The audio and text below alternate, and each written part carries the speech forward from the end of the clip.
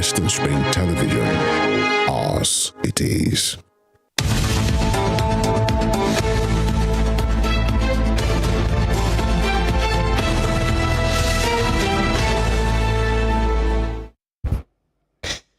Well, it's Friday, and that means that it is the weekend. We can smell the weekend on the air. You can smell it. You can feel it in the air. You can also touch it almost very, very tentative. You can touch it substantially. Yeah. So thank God it's Friday. Thank you for joining us on the show this morning, Morning Spring on Western Spring Television, where we bring it to you as it is, when it drops, and from where it drops.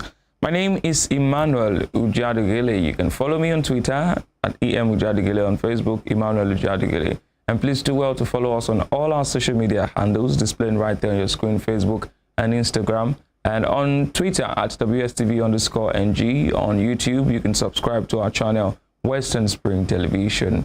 You already know that here on the show, we bring you insightful newspaper analyses. We try to engage our guests on some of the trending topics in the socio-political and socio-economic sphere. And of course, we bring you who is trending, why they are trending, and what people are saying about the who, the what, and the why. That's what we do for you on the show this morning. Thank you for starting your day with us. Thanks for joining us on this Friday morning. I'm Timothy Kajijola. Well, so let's get down to business. It seems that some things are resurfacing in Osun State, Osogbo precisely, just like every other part of the country.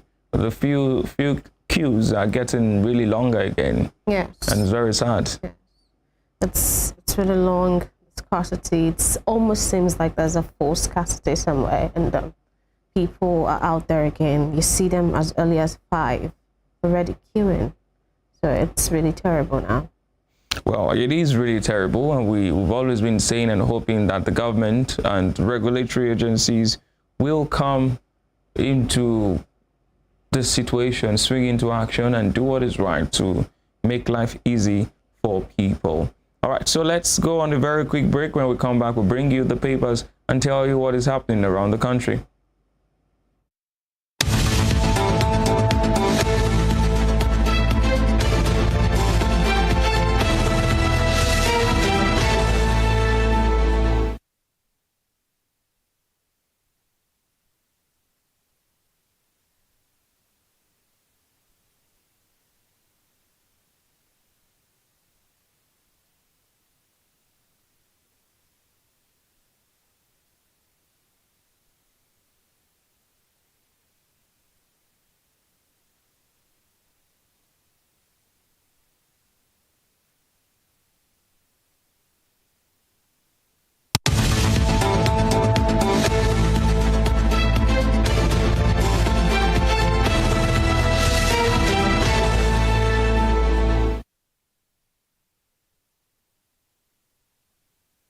Western Spring Television, where we bring it to you as it is, from where it drops and when it drops. We told you that we'll be bringing you newspapers and bringing you insightful analyses of those newspapers and bringing you the interview segment. And of course, what is trending, a lot of things happening on social media. You know that the conversation has left beer parlors, has left a newspaper joint. I can't remember the last time I went to a newspaper joint at a bus stop to go argue, you know, and say that Davido is richer than Wizkid, Wizkid is richer than Ronaldo, and all of that. Now the conversation is on social media, so we try to bring that to you and help you make sense of what people are saying about certain socio-political issues, socio-economic issues. And of course, sometimes we go into sport and other angles to our existence as a people. So we start with the papers this morning. I will start with the papers very quickly to tell you what is happening in the country. We'll begin with the Punch newspaper. The Punch newspaper has as its banner headline, "Rising petrol price hits 300 naira per litre." Rising petrol price hits 300 naira per litre. I was just talking to Temitope about that some minutes ago. Well, the riders there says 1,000 fuel tankers stock at depots. Queues lengthen in Abuja, Lagos, others. Gridlock. Lagos limits filling stations to 7 hours per day sale.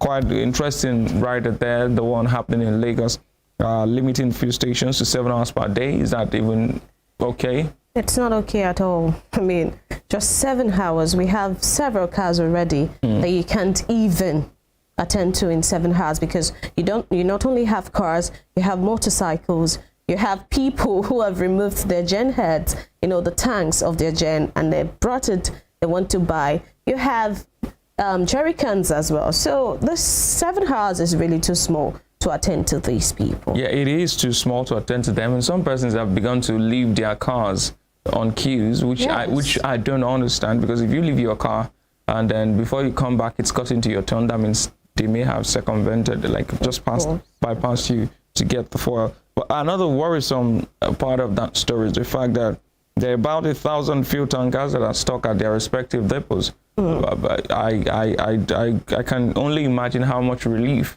it will bring if those tankers were allowed to leave for whatever reason. Yes.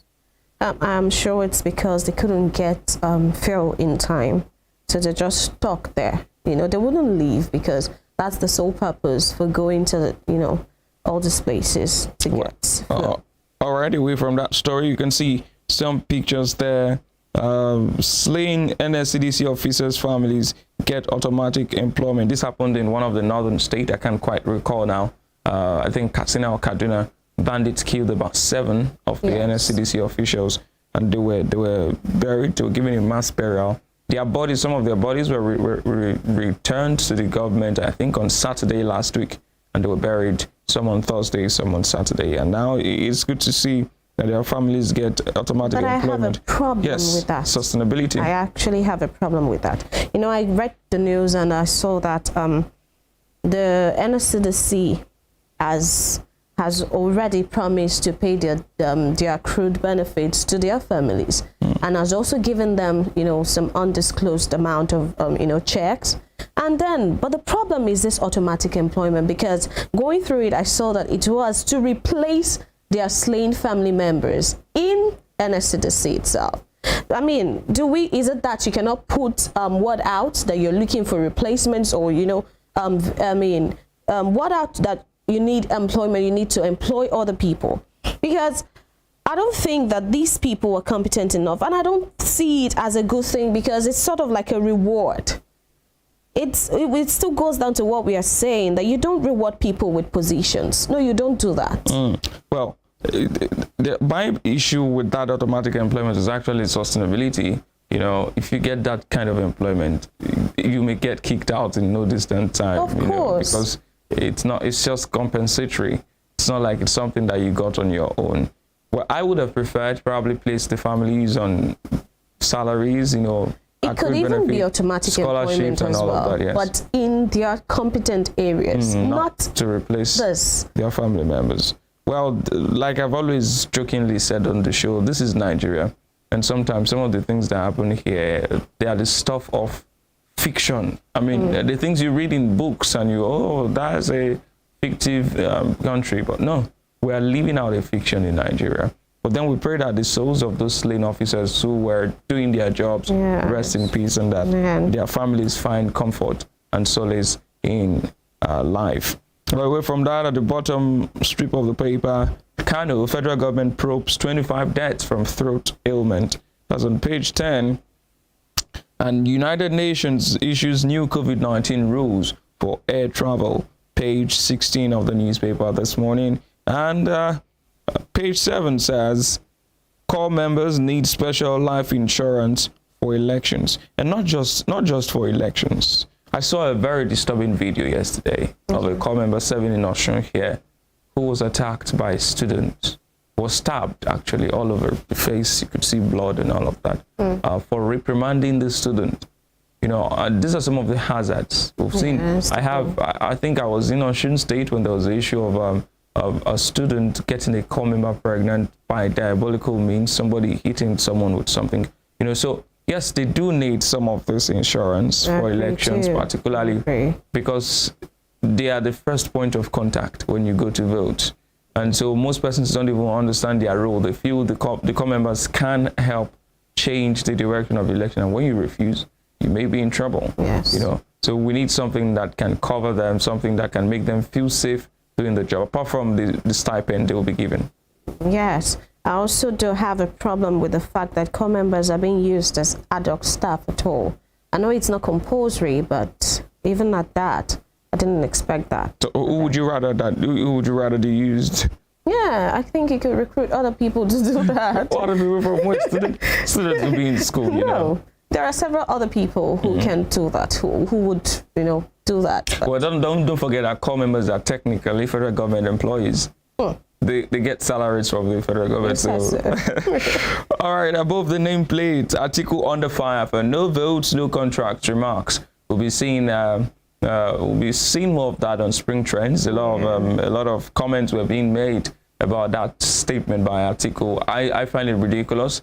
I find it anti-democracy, and I find it very corrupt. And I think that it's remarks like this that should, have people who make such remarks apprehended. You should not be making. You should not be free to make these comments. Coming from someone who's under fire for the SPV, special purpose vehicles, and a lot of corruption. It means that, for instance, in a polling unit, if there is an architect or a civil engineer with years of experience who is not a party leader, and there's a party leader who is some school start holder who delivers his polling unit, you will give a building contract to that school start holder. That's what I mean. Because he delivered your polling unit to the detriment of the person who's actually qualified.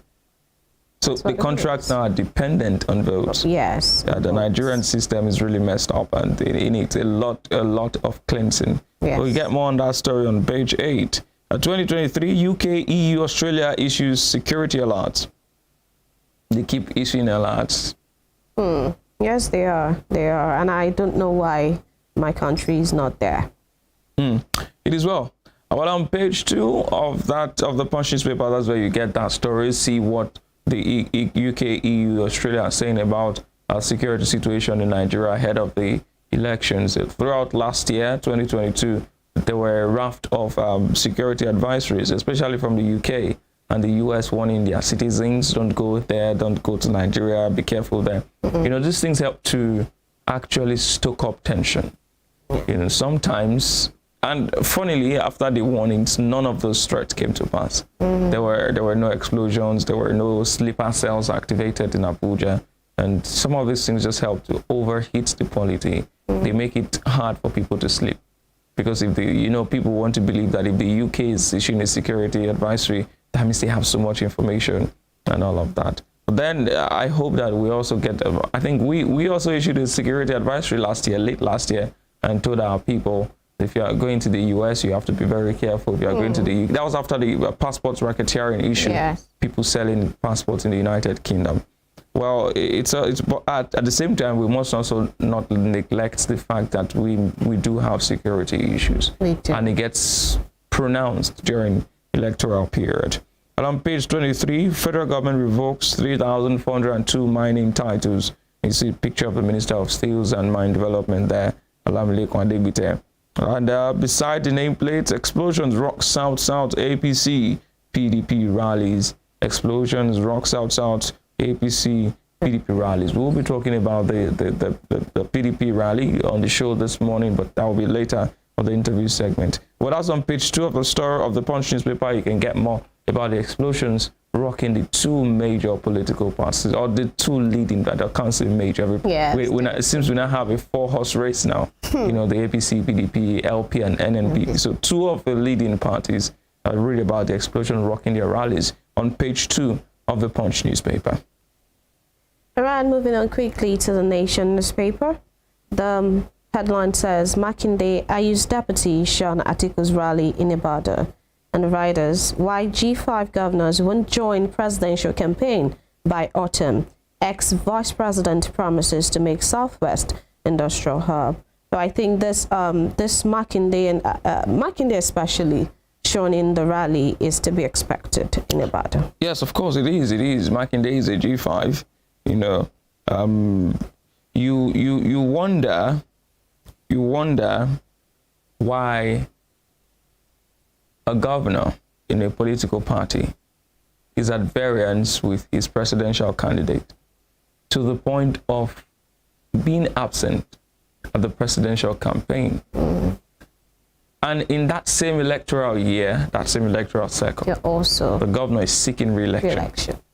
I mean, when you look at those things, you just wonder how we practice politics in Nigeria. And then Wike, as we read yesterday, said they were soon going to announce their preferred candidate. The question again is, preferred candidate, you have a political party.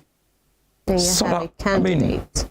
If your desire is for your party to return to power, then you should take a cue from what happened in Osun State. Before the election, the PDP was heavily divided. In fact, there were two primary elections that held in Osun State. One produced Ademola Adeleke, the other produced Dotun Babayemi. Dotun Babayemi went to court.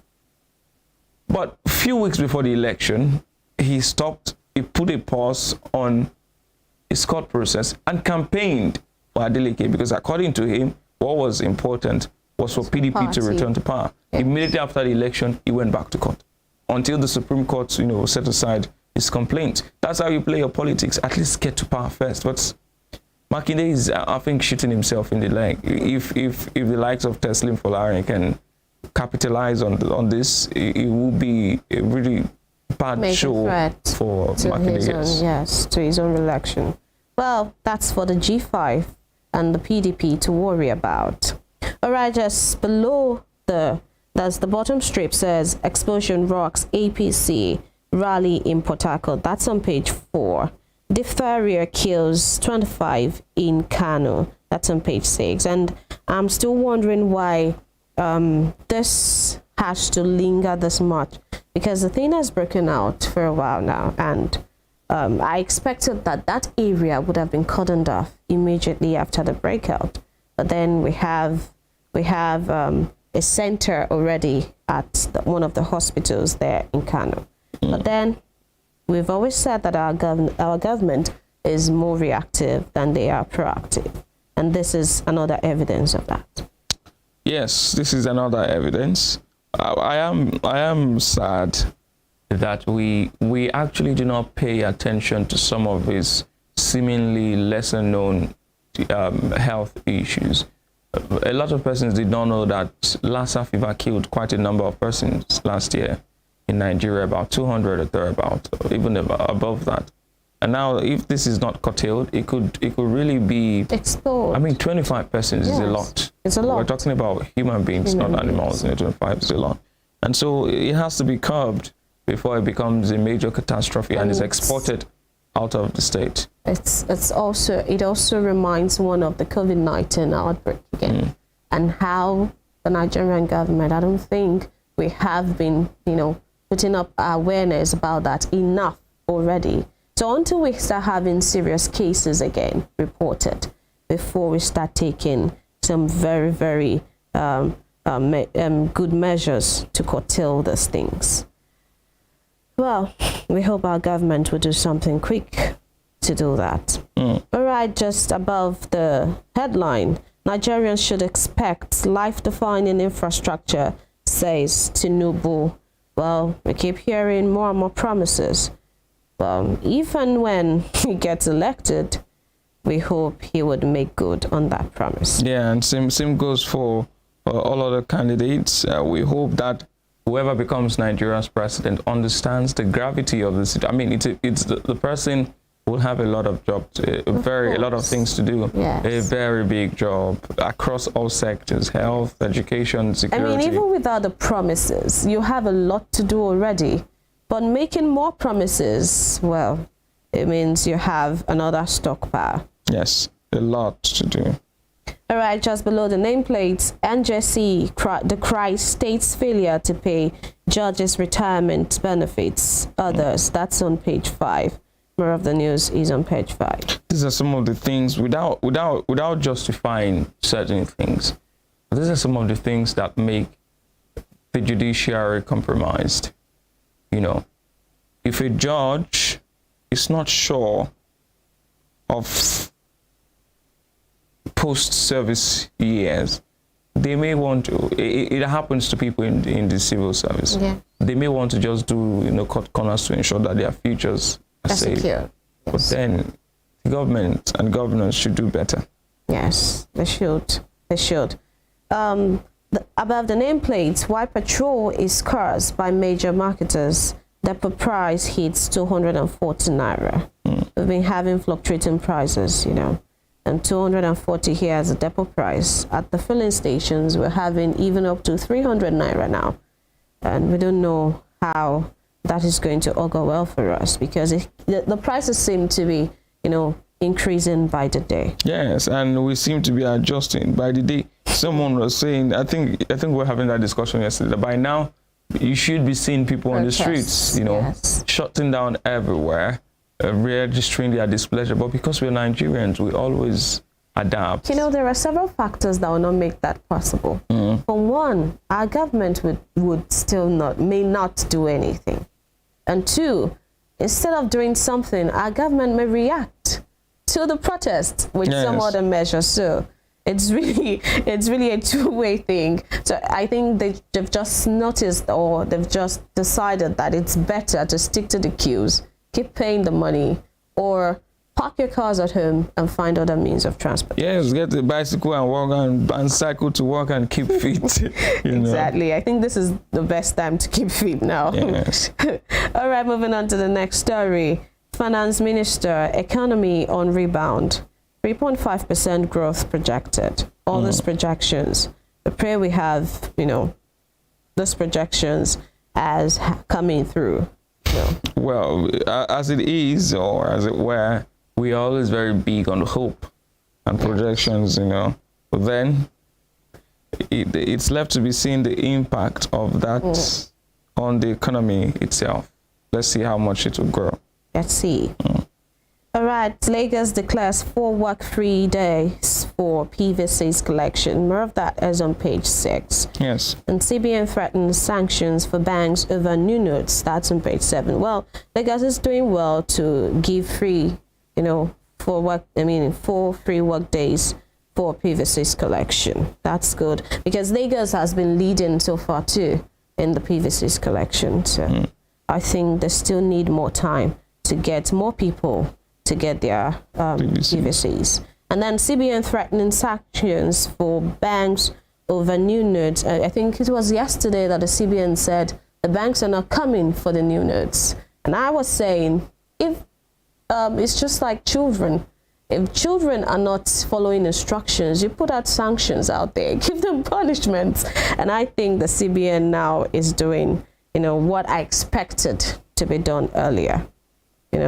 Threatening sanctions for banks over notes, because we still have ATMs dispensing old notes, not just old notes, very old notes, exactly. So that's just, one action that the CBN should take and take seriously, because I think we have just a little over a week to the deadline. Yes. And who's going to suffer for this? It's not the banks, it's the people. The people. Exactly. And people too should start rejecting the old notes. Even from the bank, if an ATM dispenses an old note, go back into the bank, especially on days that they're working, go into the banks and return the money. Yes, return the money and request for the new notes. It's very important. Very, very important. Well, that's all on The Nation newspaper. Well, from The Nation, we'll move on to Daily Trust this morning. Daily Trust newspaper. The banner headline there says, despite CBN's directive, bank ATM still dispensing old Naira notes. Apex Bank insists on January 31 deadline. Emefiele briefs Buhari on progress. You can see that picture there of President Muhammadu Buhari receiving the governor of the central bank, Godwin Emefiele, at your extreme right, standing there to brief him on the progress regarding the new Naira notes. Apex Bank insists on January 31 deadline. Emefiele briefs Buhari on progress. Sultan urges extension. Herders reject new note for fear of counterfeit, as on page 4 of the Daily Trust. Federal government revokes 3,402 mining titles, net 14.5 billion naira in 5 years. I sell stolen cars to officers. That's a naval rating saying that there, page 21. Police foil IPOB's attack on Imo Station, kill 3 militants. That story is still on the Punch News, on the Daily Trust newspaper. Now, the bottom strip of the newspaper, you see our restructure Nigeria, industrialized Southwest, says Atiku. Competence will thrive above religion, ethnicity, or B. How I will tackle insecurity. improve economy, Tinubu. It's interesting that no one is including Kwakwanso in all of this. I'd like to see him also, being part of this back and forth between the leading presidential candidates. Yeah. And I also think that statements like this are what we need, whether you would make good on them or not, instead of other things that look like bargaining chips for votes. So restructuring Nigeria, ensuring competence thrives over other factors, the insecurity, improving insecurity, tackling insecurity and improving the economy. These are statements we need right now in the nation. Well, all right. Kano Sharia judges, registrars remanded over 500 million naira frauds. That story came out earlier this week. We'll hope to see where it terminates. Police released 13.6 billion naira to 6,184 killed, injured officers' families.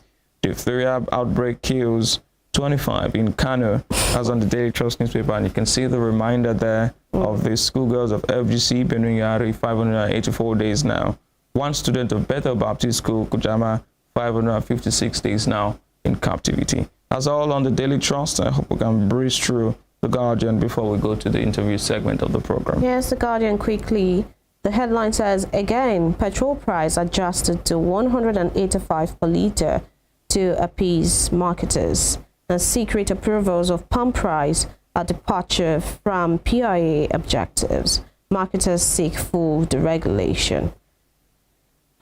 That's in the Guardian newspaper. And just below this picture, where we have the president, in a handshake with the chief of staff to the president himself, Ibrahim Gambari, and others, in a handshake with the governor of Central Bank, and that's Godwin Emefiele, and Borno Governor Bagana Zulum at the presidential villa yesterday. Just below that, just a Paradise Lost staging comeback on wings of golfing.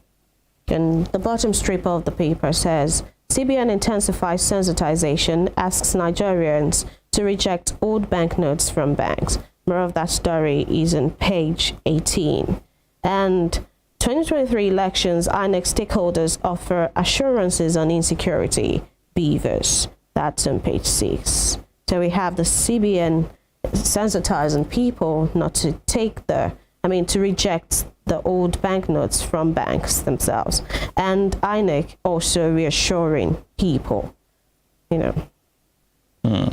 Well, that's that on the papers this morning, the Guardian newspapers, where we birth our ship and put our anchor to the newspaper review segment. When we come back from this break, we'll be talking about the PDP rallies in the southwest states and Alhaji Atiku's performance and some of the issues and the politics surrounding the integrity governors, the G5 governors. Do stay with us.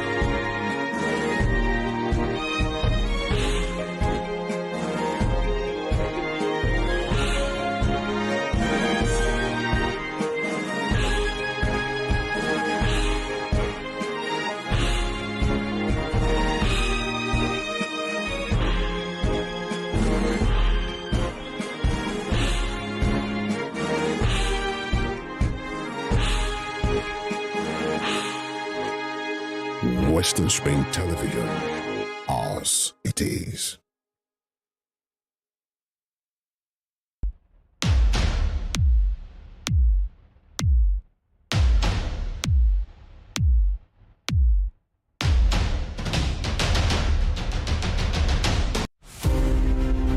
This iconic African presents the narrative of a man destined to exert an imperishable global influence in Western education. His was a story of a freeborn, captured and sold into slavery. He was born in Oshogun, a native Yoruba village near Iseyin in Okeogun axis of southwest Nigeria. Samuel Ajayi Crowther was the foundation student of Fora Bay College, Sierra Leone, the foremost university where the pioneer set of native Africans were educated. Samuel Ajayi Crowther's greatest contribution to humanity was his translation of the Holy Bible into the Yoruba language. The man who authored the Yoruba dictionary was also credited with the translation of English classic hymns into Yoruba and the Ekwere languages. Samuel Ajayi Crowther's private residence in Badagry, incidentally the first story building in Nigeria, is an archival museum dedicated to the memory of Africa's first bishop. Western Spring Television identifies Samuel Ajayi Crowther as a watershed character in history. Arrested, affected, sound, found. What do we see? What do we say? Flowing from a spring. A fact A to Z. Check and confirm. Ever is pounding current events. Traveling down from the business gist to the globally arising happenings, to the sports news, to the bittersweet infos. Guided transmission, even diffusion, vast and fast. Detailed facts are fled. Within seconds, nuggets of words that flew across borders are fired. Stories short and long, wrapped in bundles of words, broken and dissected as it is, except misheard. This is the news as it is.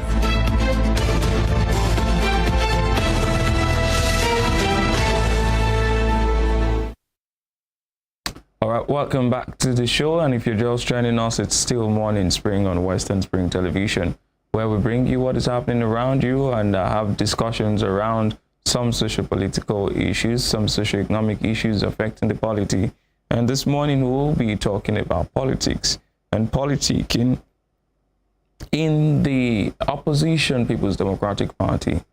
This morning we'll be bringing to you events that have happened at the Southwest rally of the People's Democratic Party and its presidential candidate Atiku Abubakar. And to discuss those issues, we are joined live on the line via Zoom by a former National Deputy Publicity Secretary of the party, Prince Timron Adeyemi. Thank you so much for joining us on the show this morning. Thank you. All right, so you've been on the campaign. Your party has been on the campaign trail, especially in the Southwest. How has that been for you in the past few days, past few weeks?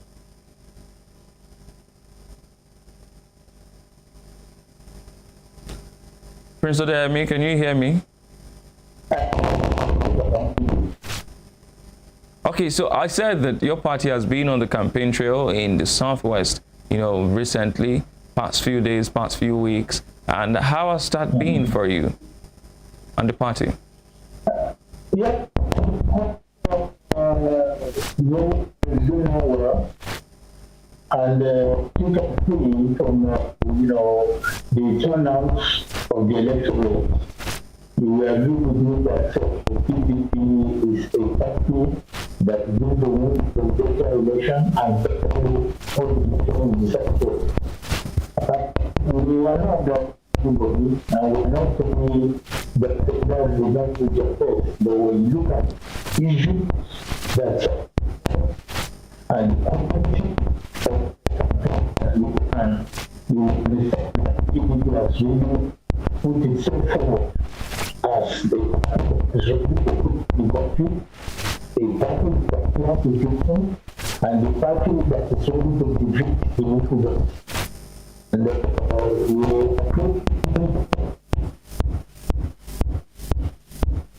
so far, there's been no war, and we have no issues so far, and we believe we're going to win the push. Okay, so let's look at the reception across the state, across Lagos, Ogun, Osun, Oyo, Ekiti, and all of that. how was the reception of the people towards Atiku Abubakar? Well, I think something, let me give an example where the government discouraged the members of the National Road Transport Program from coming out so that, they will not be able to transport people from their local government at once, to the venue. Another thing was the issue of some members of agreement not turning up for the rally. But if you look at the electorates, if you look at people that took for that, we really give glory to God. And it's a kind of a signal that we don't have problems, even though some members are thieves, and we are still talking to them, and we need to win the election. But the impact is just enough today. You see the normal crowd, see everybody there. We are cool, we are happy to go. The reception has been exceptional, and we are happy to be turned out. So, okay, so before we get into the really meat of the issue, I'd like to ask you again. The party has not really put its house together, and so far there have been so many issues surrounding the party. Are there any efforts ongoing to mend fences and bring everybody back into the ranks? In normal way, the political parties around issues, and a good leader or the leadership of the party will not sit down and fold its arms and be doing everything is okay.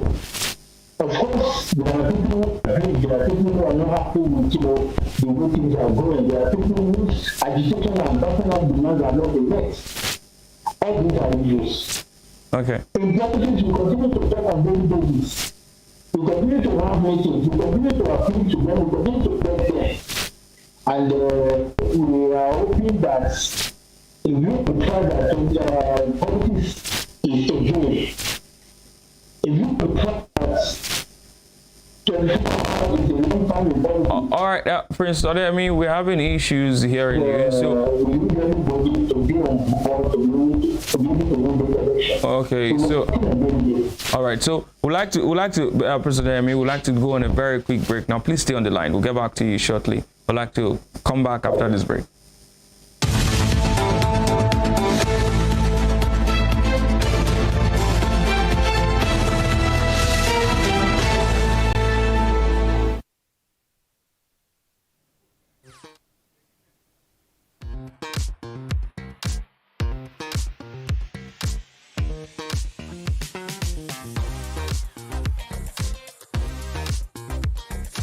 Turn it up! It's the Wild Wild West, and Western Spring Television is pulling out all the stops to make sure that you don't miss out on every of the fun and happenings around you. Yup, we've got you covered because your girl got all the juiciest tidbits and entertainment news from around the world. Cross over to the chocolatey side of entertainment. Join me, Chocolate Cassie, on Eccentric as we take you into every bit of the juiciest news, fashion, music, movie updates, and other trending conversations. Together on the show, we'll get personal with your favorite celebrities via phone call, Zoom, or even live here in the studio. Eccentric will be shown on your TV screen on Western Spring Television, channel 190, only on StarTimes.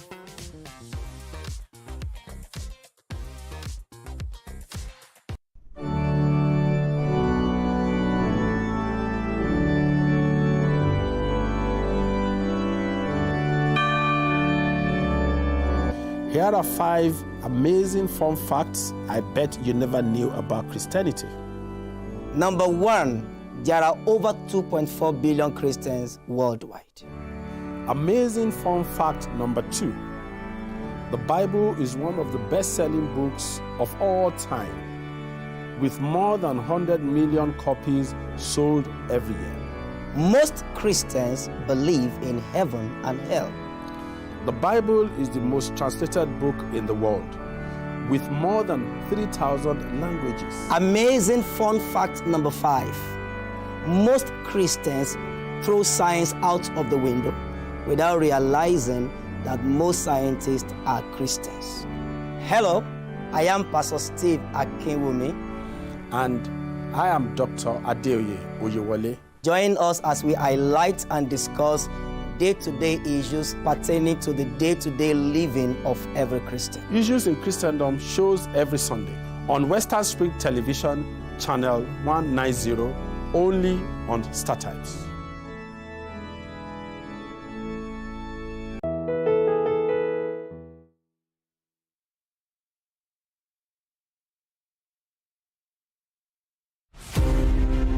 Gbadamosi Adegoke Adelabu was a prominent figure in Ibadan politics and Western region before Nigeria's independence.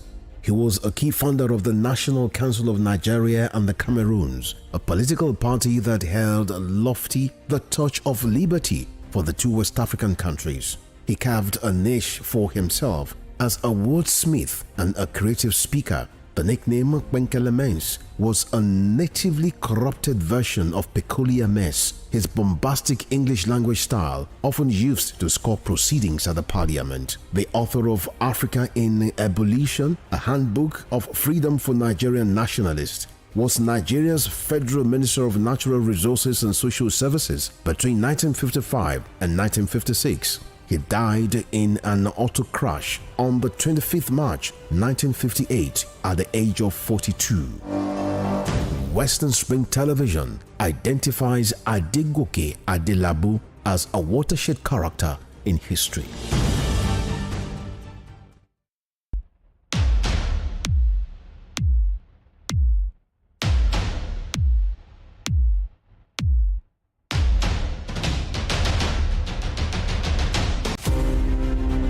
Ahmadu Bello, a Prince Royal, was born 6th of December 1910 at Raba Village, Sokoto, northwestern Nigeria. His father was a district head and heir apparent to the Sultanate throne from the house of Usmanu Danfodio, a religion.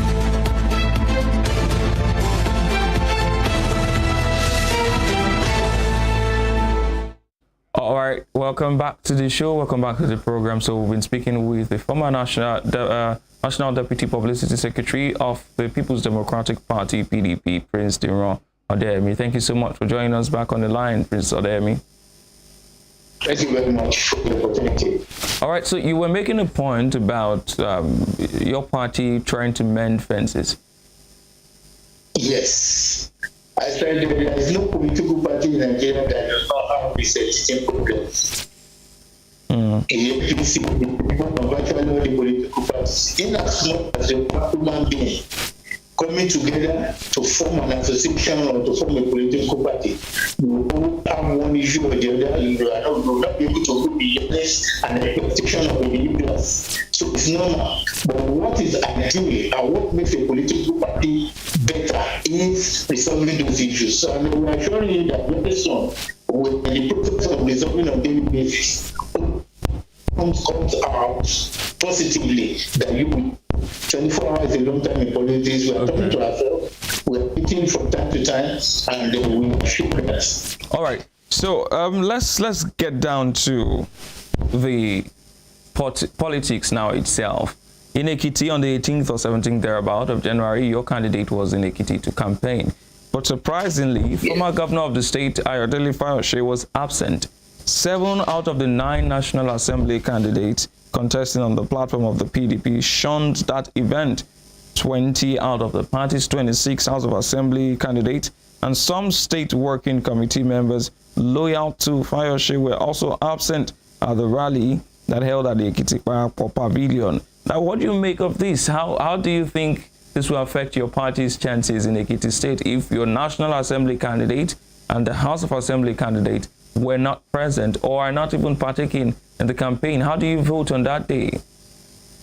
I often say that there is an element of mathematics and politics. I read that we have stated the obvious that some of our candidates did not come for the rally. But that is not to say that when we look at the rally in entirety, that is the picture of the people that came for the rally, you will know that if election is a big number, they are absent, does not mean that we are going to lose election there. It is the electorate which forms almost 70% of the vote, that counts. And that is exactly what happened in the Of course, I agree with you. We have issues, and the issue is very simple. The campaign management, the campaign committee from Abuja tried to merge the SDP led by Governor Oni and the PDP together. But the PDP members there were not ready to accept it simply because they believe we should come and take them formally. But if we are looking for an election, we just have to invite everybody to put everybody together. And that is the issue we have there.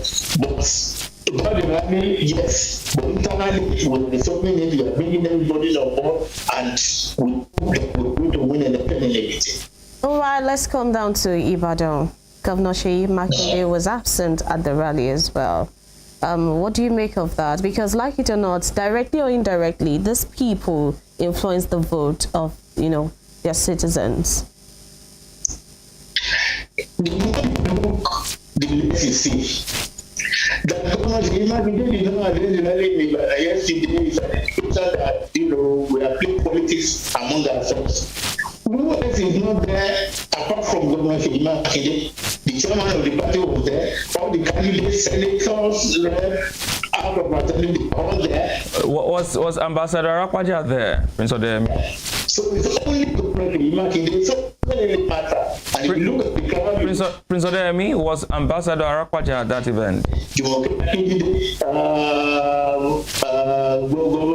Former deputy governor of Oyo State, Brother Rumi, and virtually everybody, all politicians in Oyo State, they all attended. And if you look at the rally very well, why they were campaigning for Seyi, they were campaigning for Atiku, they were campaigning for Senator. So the accent from Seyi, you can understand it. Seyi is on the side of Governor Wike, and perhaps personally he wouldn't want to be there. But that does not mean that he was not adequately represented at that rally. All right, Prince Odeyemi, I was asking, I didn't know if you could hear me, if Ambassador Taofeek Arakwaja was at that event. Can you say that again? Yeah, I was asking if Ambassador Taofeek Arakwaja was at that event. Ambassador Taofeek Arakwaja, Seyi Makinde, counter them with the life of Jumoke, the party chairman, virtually all the state officers. So who else? Yeah, but of course, I'm telling you, there's a game going on. That's why I started this conversation or this answering this question by saying that the more you look, the less you see. Forget about the fact that Governor Seyi Makinde and Arakwaja were not there. Those were the two. Mention any other body, any other person. Well, you can understand where they're from there. It's politics. Okay. Well, you cannot take away the importance of these two men. For instance, Ambassador Arakwaja is the deputy, of your party's chairman in the Southwest, and also Governor Makinde, who is seeking re-election, is a leader of the party in that state. Don't you think that their absence could somehow affect your party in the presidential election and in the governorship election? Because I'm sure your party would want to retain all your states. Now, how do you reconcile the fact that Governor Seyi Makinde may not be supporting your presidential candidate, and on the day of the election, will you tell people, okay, vote for Seyi Makinde for governor, vote for someone else for president, vote for this person at the assembly level? How do you reconcile all of these issues before we move away from Oyo State? As I'm talking to you right now, Seyi Makinde has not declared his support for any presidential candidate. He has never said he will bring another political party. But he has also not declared support for Atiku. And I'm telling you, when the candidate of leaders, when you look at the people that attended that rally, it doesn't really matter at this time. We will continue to talk to ourselves. But single-handedly, Governor Seyi Makinde was represented by the party. If the chairman of the party is there, if all the people of the state were there, if all the candidates were there, who else are you looking for? I just told you, we are prepared to play some kind of a funny politics. And it is okay. We can understand that. But it doesn't remove anything from Atiku becoming the president and winning Oyo State. So how do you intend to retain Oyo State at the governorship level? If perchance Governor Makinde toes the line of the G5 governors in endorsing someone else, what will your party do to ensure that it retains Oyo State? Because that will be, according to your constitution, anti-party affairs. But if you are talking to me this morning, they have not declared the support for any other candidates. So they have to be hypothetical. If, let us think that as it is now, we are dealing with the situation at hand, and the situation is they are still members of the party. They have times without number. They don't have any issue against the presidential candidate. The only issue they have is against the chairman, and the chairman is not contesting an election. It's not on the ballot board. It's only representing the party as the chairman with any role other than going to rallies. So if that is the stand, let us leave it at that. The moment they declare their support for any other candidate, then the party will take a step. So wait until then. Okay, so still talking about the rally, the Southwest rallies, in the Southwest, that's of the PDP. Now, we've looked at Ekiti State, where Governor Fayose and some candidate of your party did not show up. And we've also talked about Oyo State and why Governor Seyi Makinde, it's obvious why he did not attend, why Ambassador Arakwaja did not also show up. But now let's look at what happened in Ondo State. In Ondo State, former Governor Mimiko was also not part of. In fact, before that day, he had said that they should be counted out of the PDP's PCC. I mean, having all of these stakeholders, these names who can sway votes, not on the same page with you, doesn't it bother you looking at the fact that Ondo State is currently an APC state? Don't let us belabor these issues. You are talking about the 5 governors. You are talking about the supporters of the 5 governors in each state. I am telling you, as some politician, that yes, we see things as an issue. We see it as a problem. But we will resolve it before we go into that election, and that's what I look for now. In as much as they have not declared their support for any other candidate, in as much as the beginning of the are saying that they are still a member of the party and they are not going to leave the party, it is left for us. It is political understanding that we have issues, and it is normal that such issues should be resolved. We are meeting from time to time on daily basis. We have not declared war against them. They have not declared war against the party. So let us leave it at that. But are you taking a proper appraisal of all these problems? Because 5 governors of the PDP have not yet, shown support, at least visibly, to your presidential candidate, Atiku. What do you think this purports for the presidential election as a whole?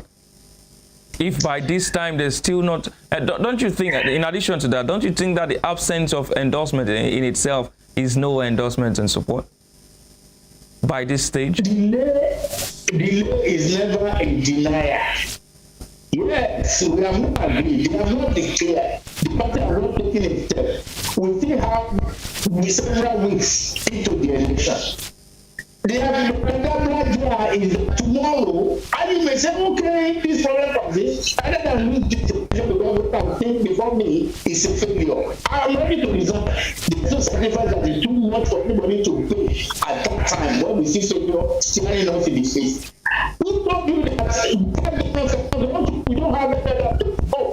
PDP is our home. We want to leave our demands aside and assist the party to win the presidential election. Who is telling you that that's not possible? That's why I'm saying that in 2024 is a long time. We will resolve and we will sit down and continue to talk. All right, you've said politics is a long, 24 hours is a long time. So we'd like to take another quick break now. When we come back, we'll be looking at some of the issues surrounding your presidential candidate. We'll also talk about the G5, but let's look at the issues facing your presidential candidate when we return from this break.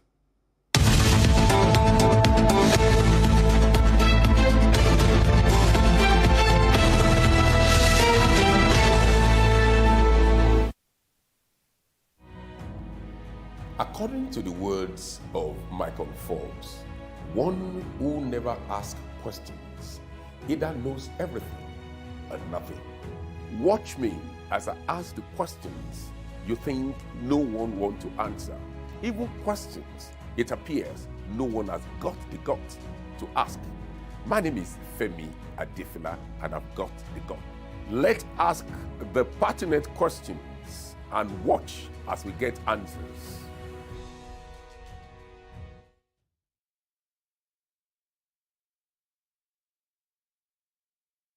Sports is a culture on its own.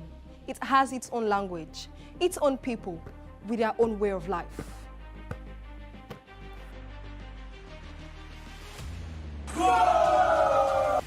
The world of sports is never void of actions, stories, dramas, and scandals. I guess you need a sports show that can walk the walk and talk the talk. On this show, we answer all your sporting questions. The whens, the whys, the wheres, and even the what ifs. Sports Spring is that show that will give you that new lease of life you've been looking for in sport journalism. Join me, Joseph Atewe, And your sports Amazon, Nengi Ernest. on this station, Western Spring Television, channel 190, only on Star Times. Let's talk sports. Let's speak the most universal language of the world.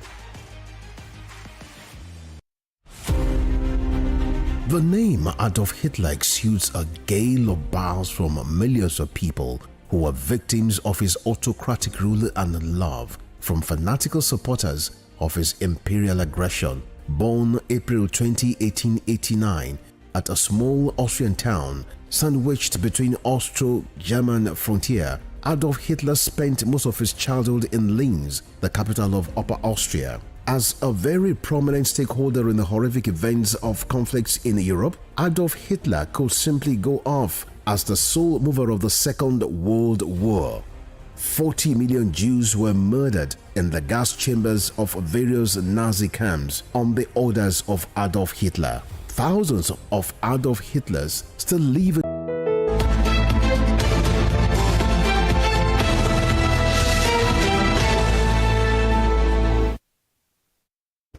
All right, welcome back to the show, Morning Spring on Western Spring Television. And this time around, we're having a conversation about the People's Democratic Party and its rallies in the Southwest state, and looking at some of the issues surrounding the party and its candidate before next month's election. We're in 2023 already. Now, let me take you to Lagos State. How would you rate your candidate's performance in Lagos, which is the stronghold of his main opponent, of one of his opponents in next month's election? Some persons said Atiku's outing in Lagos was very poor because, of course, that's the home of the city boy, and there's no way he would have any sort of hold in Lagos. Do you see your party having issues in Lagos? And let's talk about how that campaign went in Lagos State. Is there a strong hope for any politician in this country again?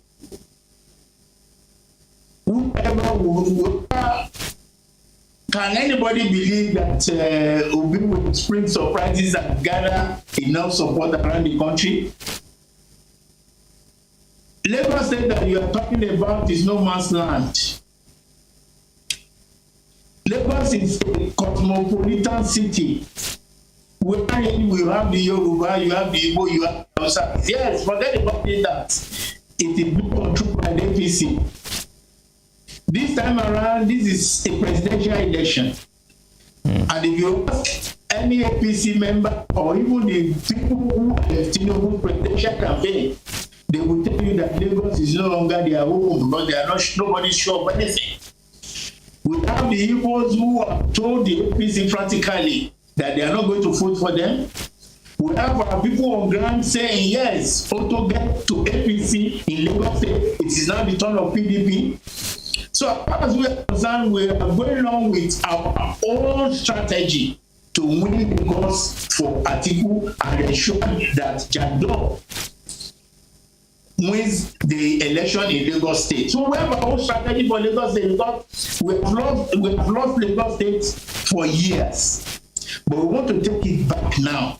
We have our strategy, we are campaigning, and we have no issue as far as Lagos State is concerned. We want to say that here is the home of Asiwaju Bola Ahmed Tinubu, which of course is not even true. When you are talking of the real home of Asiwaju Bola Ahmed Tinubu, it is Osun State. We all know that whatever he might be telling people is from Iragbiji. And if they can lose the election in Osun State, then forget about Lagos State. Lagos State is no man's land. PDP and our candidates are going to win there. All right. I'd like to ask you, Prince Odeyemi, on a very lighter note. Are you in possession of Asiwaju's birth certificate to know that it's from Iragbiji? You are a journalist. You know that everything about Asiwaju Bola Tinubu are fake. His school, his mother, his certificate, and virtually everything. You and I know. Can you prove that? Exactly. Can you prove? Do you have enough proof for that? Forget about the fact that we are talking politics. You don't know the truth, and everybody knows it. All right, talking about the truth now. Your own candidate has been in the news recently. He's been accused of corruption. But before that, I'd like to ask you, one of the allegations that the APC made against Alhaji Atiku Abubakar was that in 2006 or 2007, thereabout, your party asked him to return 500 million naira that had been withdrawn from an account of Marine Float or thereabout. You've been in the PDP for years now. Are you aware of that situation? Was there any such situation? My dear brother, this is the time to hear stories. If you are talking, the issue of Marine account that you are talking about, did it happen just yesterday? Why was it not brought out last year, even before the presidential election? The Marine account that you are talking about, according to them, happened during Obasanjo's time. As Atiku not contested as a presidential candidate under APC in the past. So why are they bringing it out? This is politics. If you want to know how your father married your mother, if you want to know the story of, even the first story of your parentage, come into politics.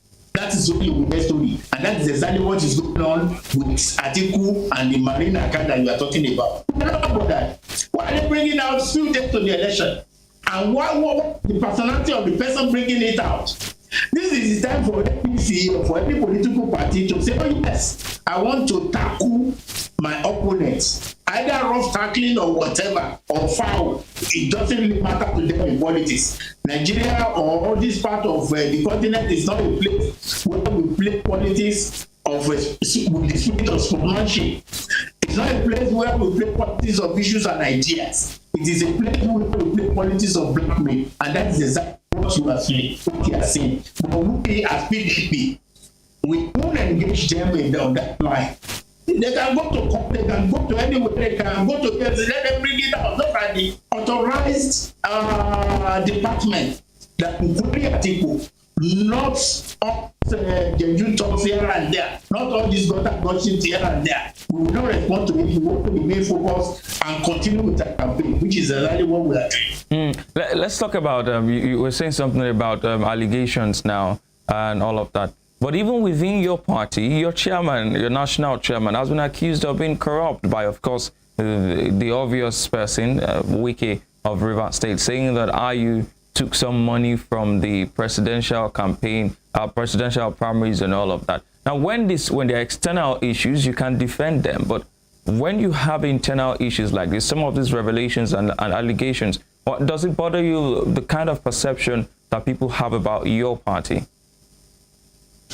Number one, Ayu is not on the ballot box. Ayu is not the presidential candidate. He's not the one campaigning. He's not the one contesting, rather. And the people who are accusing Ayu, they have issues with him. So what did you expect them to say? To start praising the person they are fighting? That is not how to do it. They can accuse Ayu of rape, of anything. Thank God, the only accusation they can level against him at this time is that, we embezzle the party's money. EFCC is not about external organization alone. It deals with internal issues too.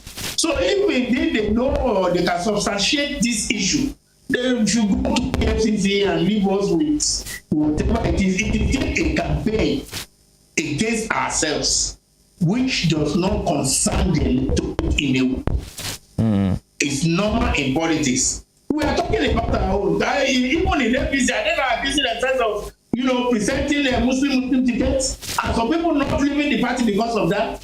So we always have issues in political parties. The way Amara will handle issues and resolve it is what the political party is what makes the political party to continue to exist. So that they're accusing you is normal. It's politics. It's a normal talk.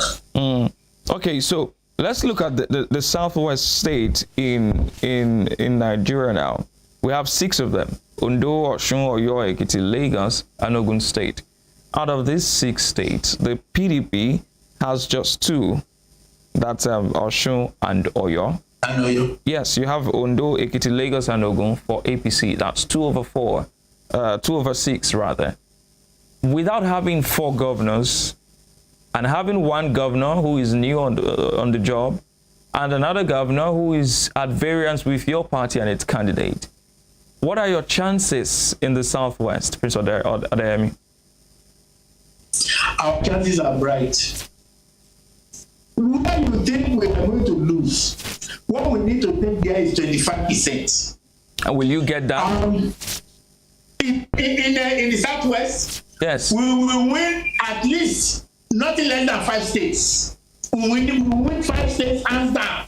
If we are to lose anyone, I'm only considering one to them as a practical politician. I don't want to say we are going to win the 6, but take it or leave it. We will take 25% from all these states. And we are not talking of 25% alone. We are going to win hands down. In Osun State, you know you are there and you know what is happening. Is everything existing in Osun State again? No. In Oyo State, Seyi Makinde will declare its support for Atiku very soon. Wait until that happens. In State, we don't have issues. In Ekiti State, you saw what happened. In Ondo, you saw how people trooped out to welcome Atiku. So what are we talking about? Where is the fear? We have other plans. We have other strategies. Just wait. Don't let us count our chicken before they are hatched. All that I'm saying is we are winning those things hands down. Okay, you seem to be having a lot of confidence about Seyi Makinde being swayed towards giving Atiku his support. What's giving you that confidence? Have you been taking steps towards that? There are certain things that are not good to say or declare on air. The strategy is, it is only Seyi Makinde and perhaps Arapaja who works at the national level that are aggrieved. But even in their grievances, they are still encouraging their members, their supporters to work. Can't you read between the lines on that? What that simply means is that the pen is that of Esau, the voice is that of Jacob. It is political drama. Wait until the outcome or the effect of it, which will culminate in the presidential election. Wait until then. Don't let us believe ourselves. Just leave it at that. Before we leave it at that, Prince Adeyemi, we always have plan A, plan B, plan C. All right. Whatever happens, if by chance tomorrow Seyi Makinde declares support for any other presidential candidate, the party is already with a different plan to say, yes, we are not going to lose Oyo State. And of course, with the crowd we saw yesterday, with the caliber of leaders that attended, with all the candidates present, we are not going to lose Oyo State. Don't let us believe what I said about the personality of Seyi Makinde and Arapaja. Leave them, they are members of the party, they are agreed, and as a result, they did not want to show the face at the rally. It's as simple as ABC. Well, Prince Adeyemi, you've just said that your party already has a contingency plan in case Seyi Makinde declares support for another candidate. But is your confidence on Seyi Makinde now tied to the fact that he's on the ballot this year? That is part of the strategy. Will you be contesting under a political party and ask the people or the clear or near to the people that please vote for this presidential candidate, but when it is my turn, vote for me? Nobody will say that. FPC did it several years ago when they were 80. We saw the results. The electorate are not foolish, they are not dumb, they know who they are voting for. They already made up their mind. It is not somebody that dictates to them and say, okay, this is the to go and vote for when you have your own election. So we have our own strategy. Seyi has his own strategy, and that is why I said the more you look, the less you see. You are a journalist. Good. I am a journalist too, but I'm now part of them. No, so, you're now a politician, President Adeyemi. Seyi is playing a joker. He's playing a game, which is not referred to many of you. But we know the game, and at the appropriate time, the game will become open. Okay, so I'm sure that the general public will be expecting and waiting to see the game becoming open. Now let's talk about what you said earlier when I asked you about the 6 Southwest states. You said that as a practical politician, you will concede one state to the opposition, the ruling APC. Now, mind telling us what state and why you are conceding that state? No, I'm only saying at least one state, at least. As I'm talking to you now, I can't even pinpoint a state where I want to concede to them. I'm only saying at least. Not even in Lagos State? As a practical politician, is plus and minus. I know and I'm sure we are going to take this, but if anything should go on, I'm conceding one to them. That one, I don't know yet, but nothing is impossible. As we are strategizing, they are also strategizing. They want to win elections too. So that's why I'm giving them that one. But let's wait and see. But definitely not Osun State. Osun State is a goner. APC is not existing. They're not going to win a single house of assembly. Mark my word for it. I said it before Ipala lost the election. And I'm saying it again, that they are not existing in Osun. Prince Adeyemi. You saw what happened. Don't say you saw what happened. You saw what happened. But it is not over until it is over. And I'm not a politician that will say, yes, everything is fine, everything is going on well. You need support for these circumstances, and that's why I'm considering a state to them at least. Okay, before we get back to the Southwest, I'd like to take you up on what you said about Osun State. The House of Assembly currently has 26 members, and there are just three members of the PDP. Adewumi Adeyemi from Obokun, Nero Atidade of Ede South, and of course Akogun. Yes. So now the minority leader. Now, how do you intend to turn it around? How do you intend to take take the remaining 23? Because you are saying that you will retain the 3 you already have and add 23 to it, and then the position of the speaker. You know, these are issues that could have ramifications for Governor Adeleke's tenure and of course at the national level. From the last election, from the result based on the last election, from the caliber of people that we are presenting to the electorate in Osun State, from our personal experience about politics in Osun State, we have no doubt in our mind that Senator Ademola Jackson Nuruddin Adeleke, being the leader of the party in the state, will win the state for us hands down. Apart from the fact that they are divided among themselves, they know where to be found. Where are their members? And I always say this. The only reason why they went into that tribunal is to hold on to the remaining support they have, so that they can use them for this election, give them hope that perhaps we are still coming into government. Whereas there is nothing there. We are expecting the judgment very soon. Leave the judgment alone. Don't let us talk about it. Let us talk of practical politics in Osun. You are a journalist. You know what is going on. It's everything existing anyway. When they were in government, we defeated them in Obokun. We defeated them in Ife-Ijesha. And that is why we have Senator Francis Adeniyi as our senator. We have our reps from Ijesha zone, Honorable Oke, and virtually everybody there. So where are they? The remaining 2 zones that was problems for us in the past, we have taken over in the central and in the east. So where are they? They are nowhere. They are not even talking among themselves. They are sure they are not going to win the election. So that is why they are not even campaigning. Or do you see them anywhere? No, they are nowhere. A PDP is taking over everywhere in Osun State. So let's look at the dynamics of your party now at the national level. At the other time you were here on the show, we spoke to you about why Senator Ayu has not acceded to Wike's demand to step aside, and you were saying that if Ayu steps aside, the next person in line is also a northerner. Then how many persons have to resign before Wike is satisfied? Now take us through the structure of your party. If today Ayu decides to step aside, who comes up next? And do you think Wike will be satisfied with that? this question is also hypothetical. If let before we know what we can say about it, don't let us project. Don't let us think.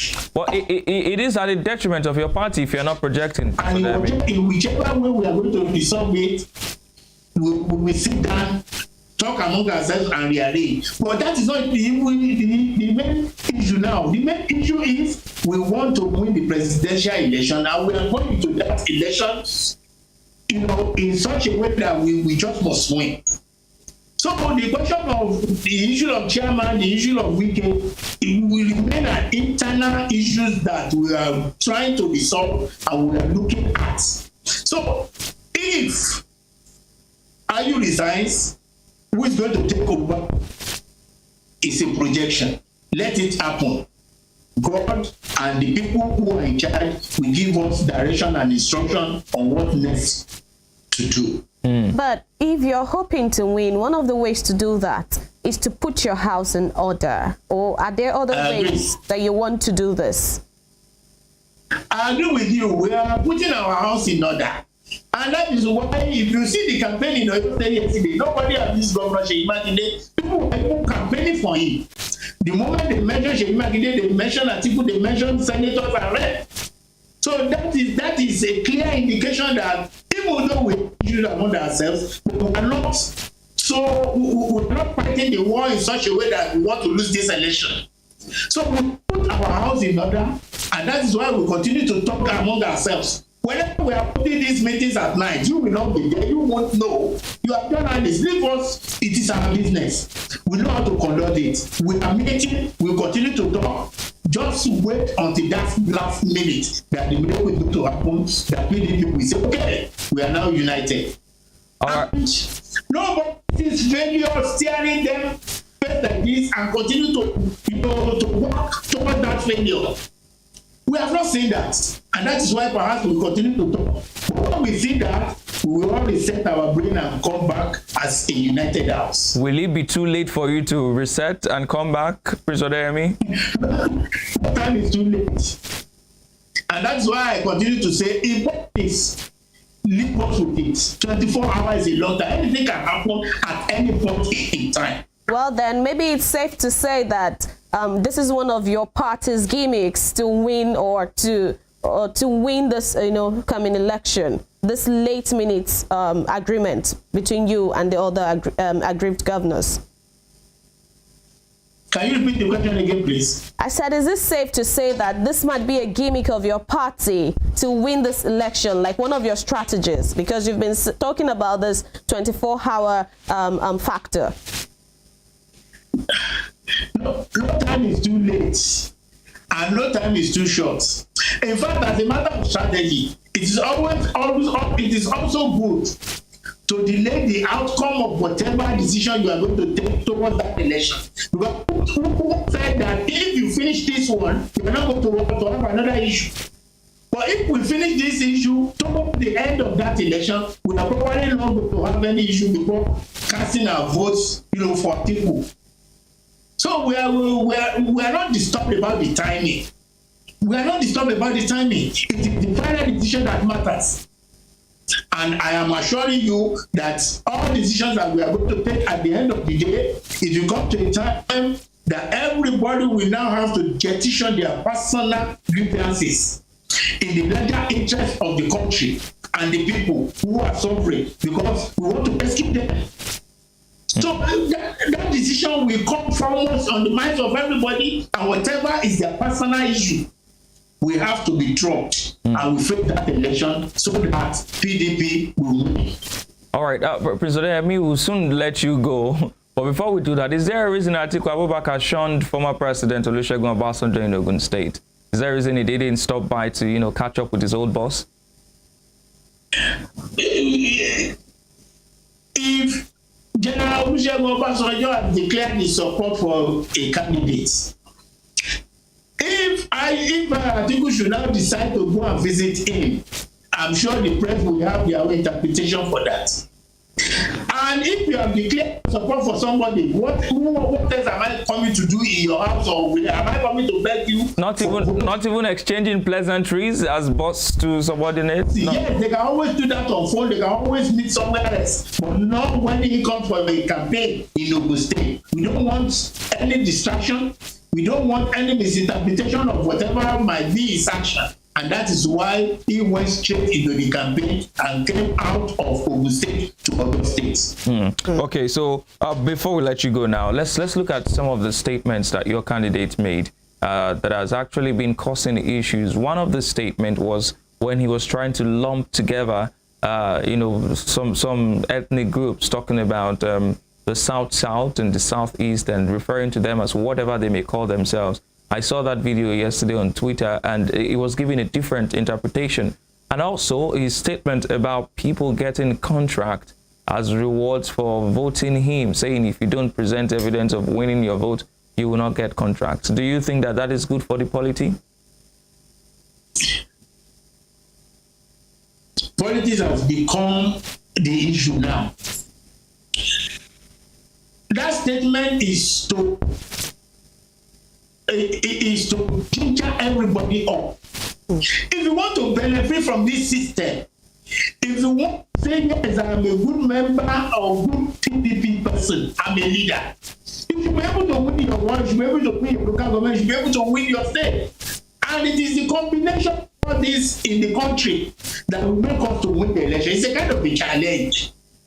Don't give it a kind of connotative meaning. It is just a statement to ginger all the membership of the party to go into their roots and campaign and ensure that they win for PDP. Of course, if we don't win the election, will anybody emerge as a minister? Will anybody come out to say that I want to be the chairman of the board of Parastata or somewhere? No. You have to be a member of PDP. You have to be able to win your election, from one of the states, from the local government, at what level. It is a combination of all this across the country that will make you to win an election. And if you now say, yes, this is a challenge. If you don't win your polling vote, don't come to me for contract, don't come to me for appointment. It's only saying the obvious. Don't let us give it any other interpretation. And regarding what he said about Southeast or whatever, anybody can make any slip of tongue when you are talking. So that whatever is just a word that has now become an issue. Whereas it is not an issue, anybody can say anything at any point in time. He's campaigning and he's saying, yes, vote for me. You can't compare that to Bulu Bala, Con, this not being able to pay deposit for Con and Abado here and there that Tinubu is saying. There's a sharp difference between the two. From all this campaign around the country, you're only picking an issue that didn't go to Obado. That is managing. That is now saying that all the members should win their award before they can get contract. That is obvious. They are not sign of seniority. It is obvious that this man is not seller. He's alert. He's calculating, and he's telling the people or the membership what to do to be able to get patronage from him if he becomes the president. It's a normal thing. Anybody can say that. All right. Well, we'd like to thank you very sincerely for joining us on the show this morning, Prince Diron Adeyemi, who is a former Deputy National Publicity Secretary of the People's Democratic Party. Thank you so much for your time on the show this morning. Thank you very much for this opportunity. I'm always available to attend to any question. Thank you. All right. Do have a lovely Friday. And you too. Oh, Temitope, it's been quite a discussion. Very interesting. Personally, do you see the PDP putting its house together in order? Do you see Wike and your likes coming together? Well, this is politics, like you said. We don't know, this last minute thing between them. It actually works sometimes with them. According to what I projected myself, it might be a gimmick or something. So we don't know. But personally, I don't see any change from the G5. Well, it will be interesting to see if governors of the PDP will endorse another presidential candidate apart from that of their party. And if that happens, we would wait to see the history will be made. Yes. If the 5 of them do agree on another candidate entirely, that's going to be historical, and we'll see how the PDP will manage that and how the other party will benefit from that. Well, that's the and how that's going to go well or not for Governor Seyi Makinde. Of course, yes, he is on the ballot, and Samuel Ortom is on the senatorial ballot. Let's see how that will work out for him.